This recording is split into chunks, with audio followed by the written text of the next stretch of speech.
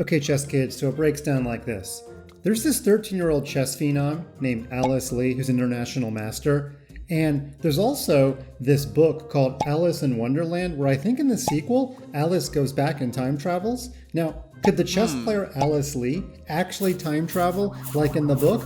I actually kind of think she can. If you don't believe me, watch this video. Before I explain my crazy theory, hit that subscribe button. Okay, now let's break down the madness that's about to ensue. The year was 1950 something, and this was a match with my favorite chess player, David Bronstein, against Mikhail Botvinnik. And before we start talking about the present day, let's just assume that Alice went back in time and was in the crowd and was watching this match live, because for all I know, maybe she did. Okay, now, Bronstein was white in this game, and he's probably a little bit better, but he's got one problem. One big problem, and that problem is called bishop. Bishop problem. Problem bishop. This bishop on e1 has nothing to do. Also, besides the bishop, we've got this queen, which is on the wrong side of the board to enter an attack on the black king. Somehow, some way, Mr. Bronstein finds a way to fix both problems with one move. Do you see what he played? Well, he played the move g4, and for all I know, Alice was in the audience watching this move. Now, what does it do? Well, first of all, you can clearly see it activates the bishop. This bishop is going to go from 0 to hero on h4 and is going to force this rook to do something. Also, if black takes, and by the way, black did take, that loosens the protection of this knight. And now, when we take the knight, David actually did take the knight, black has to take back with the d pawn, because there is no f pawn, and that gives the queen access to this diagonal. Hello. And after bishop to h4, it's now completely over. There are no good moves for black. This rook clearly has to move, and no matter where it moves, this queen gets access to the e6 square. And when the white queen gets to e6, then this bishop comes to f6, and that's all she wrote on the black king. There's really not much left to look at. If we just move this rook sideways, let's say the rook moves to b7, for example, queen e6, and that's it. That's all. This bishop is coming to this square. And if we go back, bishop takes knight doesn't really help, because in this position, you actually can take the bishop and threaten the move bishop to f6, because now the pawn supports the bishop.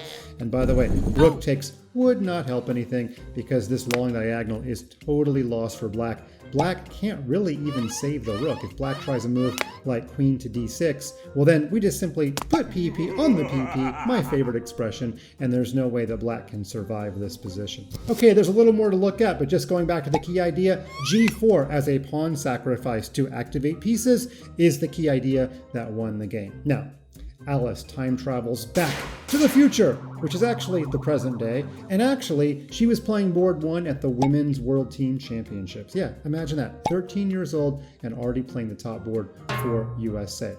Alice was white in this game. I gotta tell you, unlike our boy Bronstein, she was not doing well. If you count the material here, white is down 2 pawns and black has these 3 passed pawns. Luckily, they're all sort of stopped at the moment. Alice, of course, has her own passed pawn, which is lurking, and she needs to find a way to activate some pieces. What is her worst piece? Well, I would argue, and I hope you agree, because I am the video presenter, if you are arguing with me, I can't hear you, but it's the knight on f1. This knight literally has no safe squares to go. There's one legal square, and of course it will just get gobbled up. That doesn't really count as a square. So, what did Alice do in this position? She actually played, I believe, the best move, both in terms of computer eval and in terms of practical chances. She played g4, because after all, she was around in the 1950s to watch Bronstein. Well, not really. She can't actually time travel. You already figured that out.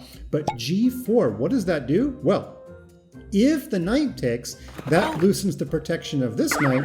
Then she can just capture it for free, because this pawn is actually pinned to the rook. That is not going to get the job done. And if the pawn takes, she's accomplished her goal of clearing out a square. Now, Bronstein cleared the diagonal with g4. She cleared a square. And now when she plays knight to g3, she activates her worst piece. She's going to trade off for black's best piece. And suddenly, all of her pieces actually make sense. If these knights leave the board, let's just say black takes and white takes back.